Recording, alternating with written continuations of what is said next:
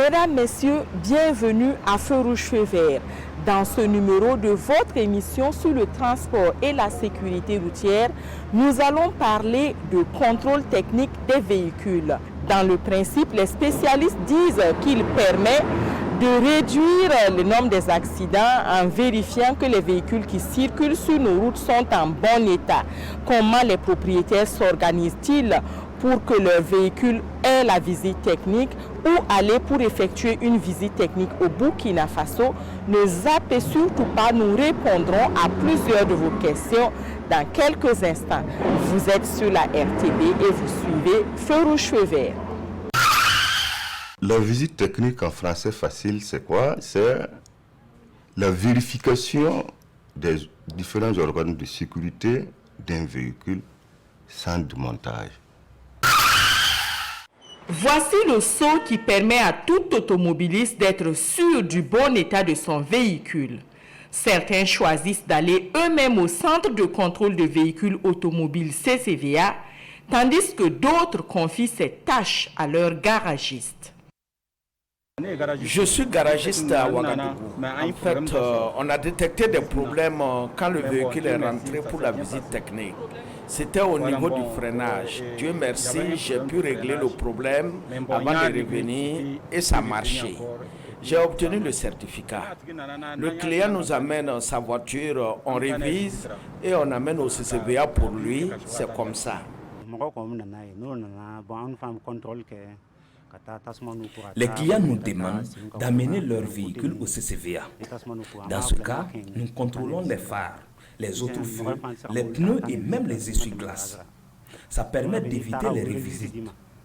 Le client économise ainsi 3 000 francs. Quand quelqu'un nous confie son véhicule, nous, il paye 10 000 francs.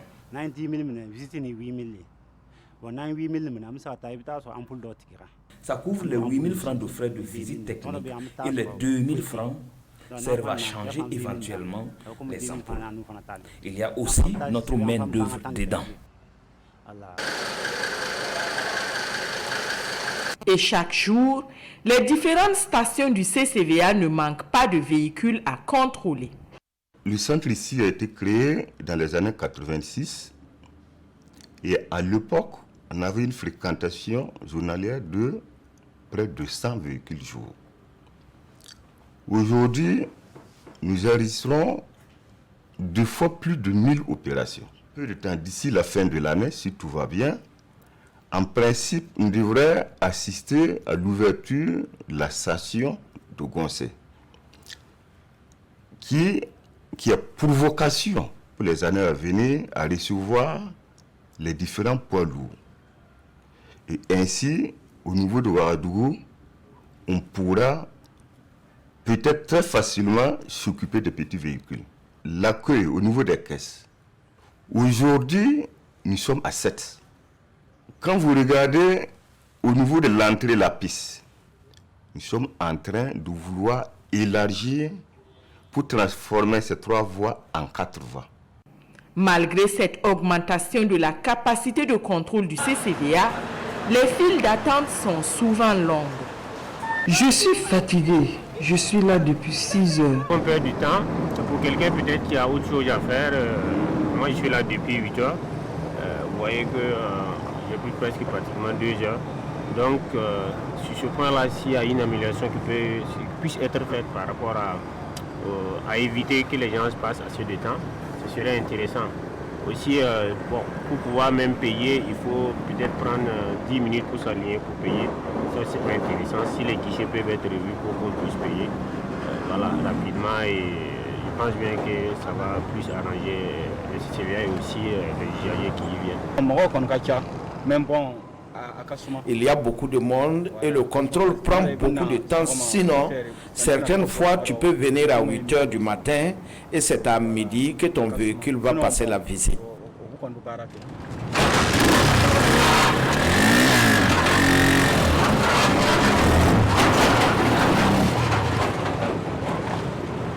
Dans les jours à venir, vous allez voir encore au niveau de la réception, au niveau des caisses, une amélioration.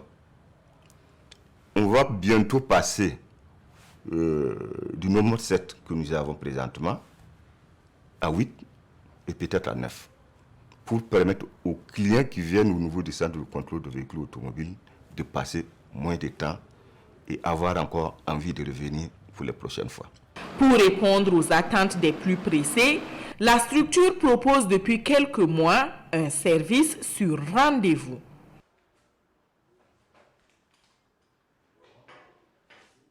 Ça change d'abord, il y a le temps, puisque quand vous venez par exemple pour vous aligner, vous pouvez mettre 2 ou 3 heures de temps, parce qu'il faut s'aligner. Vous pouvez même venir trouver par exemple 50, 100, 60 véhicules devant vous, c'est compliqué. Si vous venez passer toute votre journée au CCVA, c'est un peu compliqué. D'abord, je fais 30 minutes au lieu de 2 heures, 3 heures de temps, et puis je repars sans aucun problème. Que ce soit un service sur rendez-vous ou en fonction du critère premier arrivé, premier servi, le contrôle se déroule de la même façon. Ok. Lâche le frein, ça ce sont les feux de stop, ça fonctionne aussi. On va aller ouvrir le capot pour contrôler le moteur. Par exemple, sur la carte grise, c'est mis essence. On va vérifier, voir si c'est réellement essence qui est là-bas. Parce qu'il y en a qui changent de essence à gasoil pour des raisons économiques, etc. Et la batterie également, il faut voir est-ce qu'elle n'est pas bien fixée. On referme. On passe maintenant au contrôle du freinage.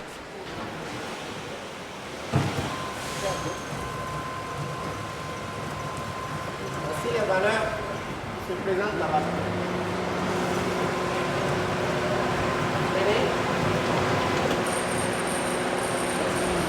Voici 297, 277. Vous voyez qu'ici c'est ouvert. Les valeurs de frein c'est en décanotons. Voilà, l'une des unités de mesure du freinage. Voilà. Donc on a 7% et c'est ouvert pour dire qu'à l'avant ça freine hyper bien. Voilà. Donc tout est paramétré, ça tient compte non seulement du poids du véhicule, voilà, et puis des efficacités de freinage.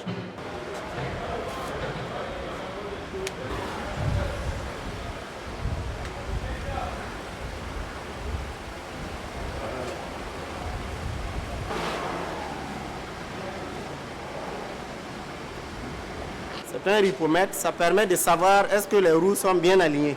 Quand il va passer, si les roues sont parallèles, vous verrez que ça va, c'est le vert là qui va s'allumer.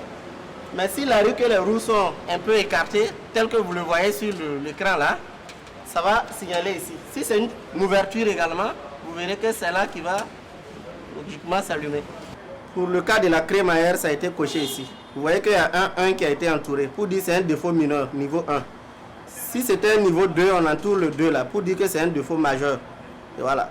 Et qui nécessite en ce moment d'aller corriger le défaut avant de revenir. Nous avons 25% de rejet. Voilà. D'échec. Principalement, c'est dû à quoi? Principalement, ce sont les nuisances, c'est-à-dire les nuisances et la pollution. Après, suit la carrosserie. Ensuite, il y a le freinage qui suit. Et il y a aussi les identifications. C'est-à-dire que les problèmes de changement d'immatriculation, de numéro de série, etc. C'est ça aussi qui sont les régions. Tout ce que, voilà, c'est OK ou c'est OK. Si ta voiture est bien, ils viennent te quelques visites. Et si ta voiture n'est pas bien, ils vont échouer. Ça c'est clair. Il faut arranger la voiture et puis tu amènes la visite technique. Nous avons classifié les défauts. Il y a des défauts mineurs, ceux-là qu'on peut laisser circuler. Il y a les défauts majeurs, ceux-là qu'on doit aller réparer avant de revenir pour que nous attestons. Il y a les défauts dangereux. Alors, il y a des véhicules qui ne doivent pas rouler, qui ne doivent pas circuler sur nos routes. Qu'est-ce qui peut faire qu'on dit qu'un véhicule a un défaut dangereux? Un véhicule qui roule avec du gaz, hein? Ça veut dire qu'il a changé son énergie en gaz. Alors, dans des conditions pas très respectées, alors nous ne pouvons pas lui donner une visite technique. Les phares, ça ce sont les phares appelés feux de croisement. Ça ce sont les feux de route. Voilà. Clignotant. Donc les défauts qui sont ressortis lors du contrôle, vous voyez, batterie. Voilà. Donc ça va ressortir ici. Et on a ici jeu de crémaillère. Vous voyez, c'est écrit ici jeu mineur. Voilà. Là, ça va lui permettre de faire attention lors du roulage également. Voilà. C'est pas mauvais qu'il soit au courant de ce qui ne va pas dans son véhicule. Quand vous prenez ça, c'est moi qui ai contrôlé. Voici mon nom, Sommet Roland. Voilà. Lui qui a signé, voici son nom, Kinda Sadat. Et même celle qui a eu à saisir, si on revient demain ou un autre jour, on doit pouvoir, à travers le numéro d'immatriculation, si on introduit au niveau de la machine, on doit pouvoir savoir qui avait saisi ce dossier, à quel jour, à quelle heure, même les secondes. Voilà, on doit pouvoir ressortir ça là-bas. Si l'obligation de visite technique concerne uniquement les 4 roues, les tricycles et les 2 roues peuvent également vérifier au CCVA que leurs engins sont en bon état. On va vérifier si la chaîne s'est bien tendue. Si ce n'est pas bien tendu, on va l'expliquer, il va aller corriger ça aussi. Par exemple, ici c'est un peu détendu. Voilà. On va voir l'état de l'huile aussi. Éteins la moto. Okay.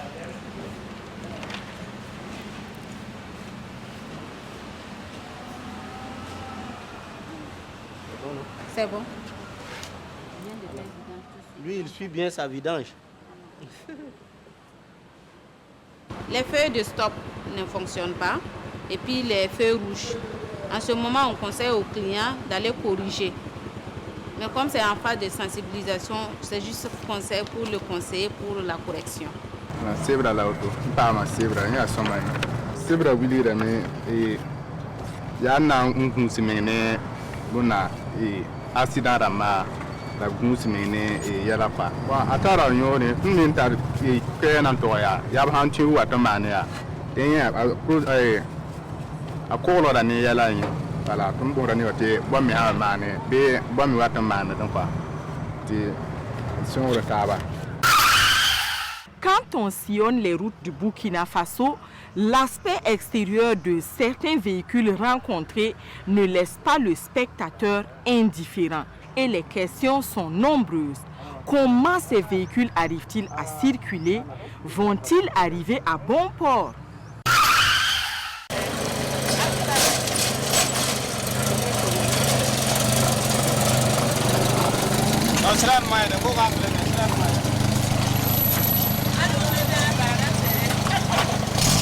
Il faut emprunter des tronçons comme Bobo Dioulasso, Bama, Samoroyiri et autres pour rencontrer des véhicules d'un autre âge en circulation. Ils transportent hommes, femmes, enfants, marchandises et bétail. Et ce qui attire l'attention, c'est leur état extérieur et intérieur, bien sûr. L'âge du véhicule là, vraiment, je ne saurais le dire. En fait, je suis né le trouver en circulation.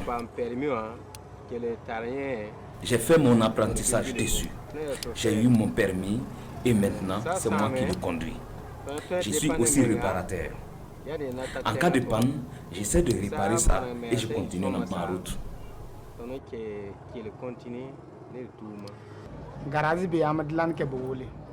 Pour les problèmes plus sérieux, il y a des garages à Bobo qui réparent nos véhicules. Mais comme vous le voyez, les pièces même sont difficiles à trouver. Parce que ils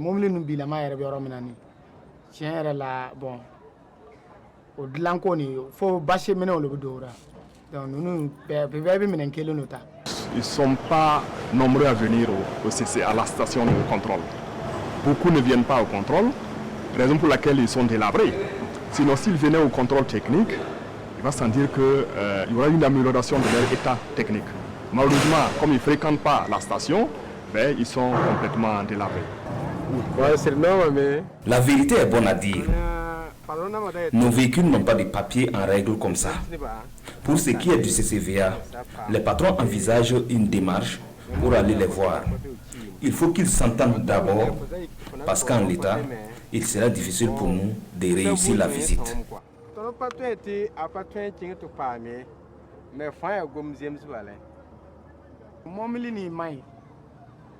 Nous-mêmes, nous savons que nos véhicules ne sont pas en bon état.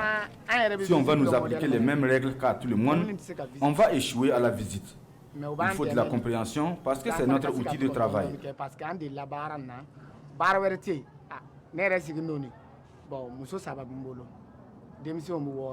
Moi, par exemple, j'ai 3 femmes et 6 enfants. Je m'occupe de ma famille grâce au transport avec ces véhicules. Voilà, donc comme un beau dari, fana ban deme chuga mna msika dara dumun sorka dum. Faya gomzemse. Mais yo c'est tout ça, tout faut mana yo na ma fana ma fa ici yi soma. C'est une question d'entente. Si le CCVA nous demande, par exemple, de réparer tout dans le véhicule avant de venir, ça sera compliqué. Certaines pièces n'existent plus sur le marché. On adapte les pièces et ça coûte cher. Les pièces qu'on avait avant à 2000 coûtent aujourd'hui 7500. C'est pas facile pour nous.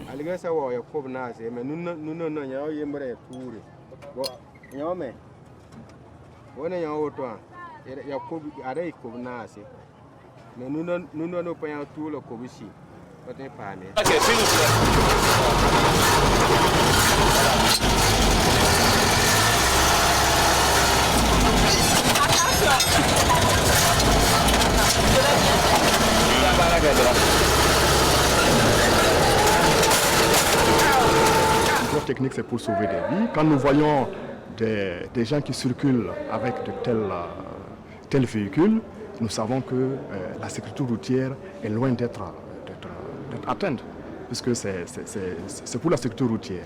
Et quand nous voyons des gens comme ça, ils augmentent en fait l'insécurité routière. 62% des véhicules régulièrement immatriculés au Burkina Faso passent la visite technique.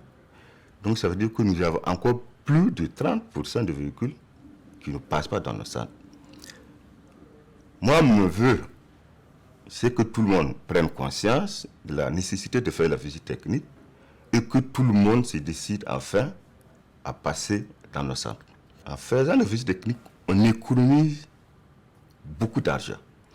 Parce que vous allez pouvoir avoir le bilan technique de votre véhicule. Vous pouvez anticiper en faisant des réparations pour éviter l'usure rapide des organes. Donc, en venant faire la visite technique, on gagne sur tous les tableaux. Au-delà de l'importance de la visite technique pour la souscription d'assurance, il est important d'abord même pour la sécurité même du client. Ça protège le propriétaire du véhicule et les autres usagers. Ça permet d'éviter les accidents, d'anticiper. Parce que d'un point de vue pénal aussi, l'absence de visite technique entraîne des amendes. Voilà, donc moi je conseille aux usagers de toujours vérifier la visite technique. Une chose est sûre, ces véhicules que leurs propriétaires n'osent pas présenter à la visite technique ne sont pas assurés. Et pour nous assurer, la visite technique est un document vraiment très important pour l'assurance. D'abord, c'est un document qu'on doit présenter pour souscrire d'abord à l'assurance. Quand vous voulez souscrire à une assurance et que votre visite technique n'est pas à jour, vous ne pouvez pas, on ne vous accepte pas. À la souscription, on demande la copie de la visite technique valable avant d'accorder l'assurance. Et il arrive effectivement qu'au moment de l'accident, la visite technique est expirée. Et dans ce genre de situation-là, nous avons 2 cas. Si c'est une assurance responsabilité civile, dans laquelle notre assuré est responsable, et nous ne pouvons pas opposer ça à la victime. Nous sommes obligés de payer et faire un recours contre notre assuré parce qu'il est en porte-à-faux avec la loi. Mais si c'est une assurance dommage, le client a une assurance tout risque, nous pouvons lui opposer ça. Ceci ne sera pas couvert parce qu'il n'est pas à jour de sa visite technique au jour du sinistre. C'est une disposition qui est dans les conditions générales du contrat, qui nous permet de ne pas prendre en charge ce sinistre-là. Mamoudou Keïta et ses collègues assurent qu'ils prennent toutes les précautions pour éviter les accidents. D'ailleurs, nous confie-t-il, leurs véhicules ne roulent pas sur de longues distances, du fait de leur état Ils ne roulent pas non plus à des vitesses excessives et leurs conducteurs, nous rassure-t-il, sont titulaires du permis de conduire. Nous connaissons le code de la route. Et quand on roule, la route nous parle à travers les panneaux. Quand tu écoutes la route, tu ne peux pas dormir. Le problème, c'est quand les motos sont impliquées. Parce que souvent moto tigi do bi do fente ati fa gaji dingen kono bon na nyara mana bola. Ici, avec la route qui est fortement dégradée, les gens veulent feinter les trous. Dans ces cas, si quelqu'un vient en face, c'est bonjour les dégâts. Souvent avec ce ka ye dingen do be bon abana fente na fente kaka moto tigi bi nana souvent avec baray. Contrôle technique et sécurité routière sont intimement liés. Et la réglementation qui oblige les 4 roues à être en règle vis-à-vis de ce contrôle technique permet d'éviter la circulation de véhicules défaillants. C'est une mesure dont l'objectif est d'assurer votre sécurité, celle des autres conducteurs et des autres usagers de la route. Les spécialistes disent en effet que rouler avec un véhicule défaillant augmente considérablement les risques d'incidents techniques et mécaniques, en particulier pour les véhicules d'occasion de plus de 4 ans, véhicules qui constituent la majorité du parc automobile au pays des hommes intègres.